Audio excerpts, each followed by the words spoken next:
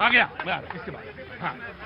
लोकतंत्र को कुचलते हुए उसे बचाने का दम कैसे भरा जाता है, ये पश्चिम बंगाल में ममता बनर्जी दी ने बहुत अच्छे से पूरे देश को दिखा दिया।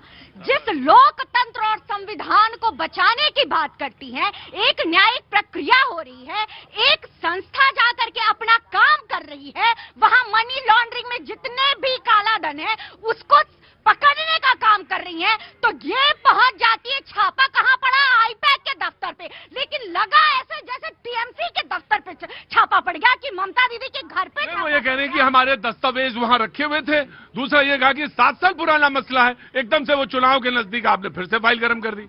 फाइल गरम क्या कर दी? भारत ने देखा है कि यहाँ न्यायिक प्रक्रिया कितनी फास्ट चलती है। न्यायिक प्रक्रिया भारत में बहुत स्लो चलती है, वो हमने देखा है। उदाहरण लालू प्रसाद यादव का भी हमने देख लिया। भाई आराम से तो ये नहीं कह सकते हैं कि बिहार में चुनाव है, आरोप लालू जी पे तय किया गया है, मामला कितना पुराना है, तो क्या कहा जाएगा कि बिहार में चुनाव है? बिहार में तो चुनाव है नहीं, बिहार में तो चुनाव अभी खत्म हुआ है।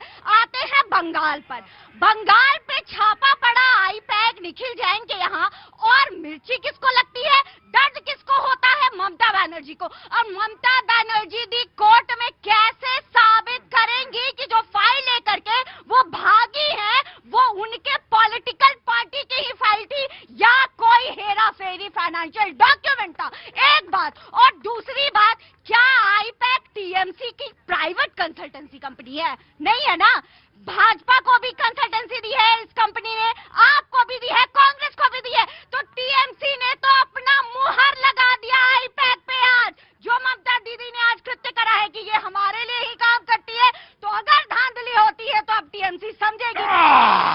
आ रहा हूं, बिल्कुल आ रहा हूं। एक तरफ से दूसरी बात कही गई और एक तर्क इधर से आया कि भाई अगर वो प्रक्रिया इतनी स्लो है और अगर वो न्याय प्रणाली पर बात है तो ठीक है। लालू प्रसाद जी पर भी केस तय हुआ, तो वहां तो कोई चुनाव नहीं है, फिर क्या कहेंगे आप? जी, बीजेपी की हताशा, फिर कर दिया बंगाल में तमाशा। अरे सरकारी एजेंसियों को आप राजनीतिक हथियार क्यों बनाते हो भाई? चुनाव लड़ो, 1 to 1 चुनाव लड़ो। जब चुनाव आते हैं आप सरकारी एजेंसियों का दुरुपयोग करते हैं। ये जो पहले इसे कहते थे केंद्रीय एजेंसी, आज से पहले हिंदुस्तान में जितनी भी एजेंसियां थी उसे सरकारी एजेंसी बोलते थे। ये बीजेपी की इकाइयां बन गई, ये बीजेपी के लिए काम करते हैं। ऐसा क्यों? अगर चुनाव है, आप दम की बात कर रहे थे समाजवादी पार्टी के साथी से, दम होता है बिना एजेंसियों के, बिना सहारा लिए इनके। जब चुनाव लड़ो, इन पे हिम्मत मत करो। आप खुद हिम्मत करो, खुद 1 to 1 लड़ो, तर्क की बात करो। इसे कहते हैं चुनाव लड़ना, इसे कहते हैं लोकतंत्र। सुन लो भैया, हाँ ऐसी बात कही। एक थे पार्थो चटर्जी साहब, ममता जी के भाई लगते थे रिश्ते में। उनके घर से नहीं, गलती हो गई, उनके गर्लफ्रेंड के घर से, अर्पिता बनर्जी के घर से करोड़ों रुपए, पूरे कमरे में कमरे, 2-2 हजार रुपए के नोट भरे थे। उसको भी तो ईडी ने लिया था। और कौन सा चुनाव था उस समय? कह रहे थे भैया चुनाव है। मेरा ये कहना है ईडी और सीबीआई को अपना काम करने दो। आप सच्चे हो तो कोर्ट में जाओ ना, आपको जाना पड़ेगा कोर्ट में। यहां कह के ये चलेगा नहीं भैया। मैं फिर से कह दे रहा हूं, वेस्ट बंगाल और बांग्लादेश में कोई ज्यादा फर्क नहीं रह गया। भैया जी, आपके पास तो वॉशिंग मशीन है। देश के प्रधानमंत्री कहते थे 70,70,000 करोड़ का घोटाला, अरे 4 दिन बाद कंधे पे हाथ, कंधे पे हाथ। इसे कहते हैं वॉशिंग मशीन। भैया बिल्कुल सही। आपके पास तो वेस्ट बंगाल की सरकार थी, 4.5 साल हो गया, तो शुभेंदु अधिकारी पर आज तक एफआईआर क्यों नहीं करी? जवाब दो उसका कि आपने एफआईआर तक नहीं करी। खाली टीवी चैनल पर तुम्हारे पास तो दम है। यहाँ रहो। टीवी चैनल पे डिबेट करने का काम है, नाम लेने का काम है। महाराष्ट्र में भी इनकी सरकार ने कोई एफआईआर नहीं किया इन्होंने। राइट जी, कांग्रेस। मैं पूछ रहा हूँ कि ईडी पकोड़े तलेगी? अरे भैया, काम जिसका ना काम मत करो। सिर्फ द्वेष, दुर्भावना। और आप पूछ रहे थे, मैं नाम बताता हूँ।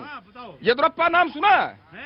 हाँ, सुना है। वीएस येदियुरप्पा किसके नेता रहे पता है ना आपको? नाम हम बताएं? ना ना ना ना, अभी आपने पूछा कि आज तक कभी नहीं हुआ। लोगों को मूर्ख बनाना बंद कीजिए। आपके नेताओं ने जो कुकृत्य कर रखे हैं ना, फिर मैं गिनवाऊंगा। अभी आप ज्ञान दे रहे थे कभी हुआ कि क्या? 3000 से ज्यादा, मैं वहीं से शुरू करता हूँ। 3000 से ज्यादा महिलाओं के यौन उत्पीड़न का अपराधी प्रज्वल रेवन्ना के कंधे पर प्रधानमंत्री हाथ रख रहा हो, फिर बात करते हैं नैतिकता की, फिर नैतिकता की बात करते हैं। उसको छोड़ दिया। महिला में- रुको। एक मिनट प्रज्वल रेवन्ना पे इतना मिथ, इतना झूठ, बिना सच्चाई जाने हुए इनके नेता सिर्फ जलेबी छानेंगे। अभी आप पकौड़ी तलवा रहे थे, अब जलेबी भी कैसे छानी जाती है सुन लीजिए। प्रज्वल रेवन्ना 3000 से ज्यादा महिलाओं का यौन पीड़न का अपराधी, हाँ मानती हूँ। काल कौन सा था? जब जेडीएस और कांग्रेस का यूपीए गठबंधन था, तो उस काल में जब मल्लिकार्जुन खड़गे जाते हैं प्रचार कराने, प्रज्वल रेवन्ना को सांसद बनाते हैं। ये घटना 2019-21 के उस समय की है, जवाब देंगे। और जब इस लोकसभा में रुको एक तरफा क्या? रुको एक मिनट। अरे तुम इल्जाम लगाए ना तो जवाब दो। अरे भाई संविधान खतरे। रुको इधर आओ। अरे यहाँ लड़ाई झगड़ा नहीं। कैसे बोल रहे हैं? और इस लोकसभा में जैसे ही वो केस सामने आता है, वैसे ही 4 दिन के अंदर सस्पेंड करके वो बंदे पे कार्रवाई होती है। राइट। शांत। और प्रधानमंत्री जब प्रचार करेंगे ना, प्रधानमंत्री प्रचार करेंगे, बोलते नहीं बना कि प्रधानमंत्री कंधे पर हाथ रख रहे थे। और कुलदीप सिंह सेंगर को बचाने के लिए पूरी सरकार खड़ी। अभी कब सिर्फ घोटाला हुआ एकदम नहीं, पूरी सरकार खड़ी थी। और अभी कहाँ है? सुनिए तुमने बचाया होगा। हाँ, तुमने बचा लिया होगा। बेटी के परिजन इंडिया गेट पर बैठ के धरने दे रहे हैं, तब सरकार के। अच्छा एक बात बताओ, यहाँ मेरे सवाल के जवाब दो। एक सवाल का जवाब दो। फैसला बीजेपी के उपाध्याय कार्यालय के सामने हुआ। ये किस चीज का? सेंगर का कि हाई कोर्ट में हुआ फैसला। हाई कोर्ट में हुआ, हाँ, लेकिन हाँ, बचाने का काम कर रहे थे। हम तो बचा ही रहे। हम तो बचाएंगे। कैसे भागा? भाई एक मसले पे रहो पहले। तो भागो ना। एक ही मसले पे रहो। के मसले का कोई वैल्यू नहीं है। एक ही मसले पे रहो, या तो पहले बात करो। हाँ जी।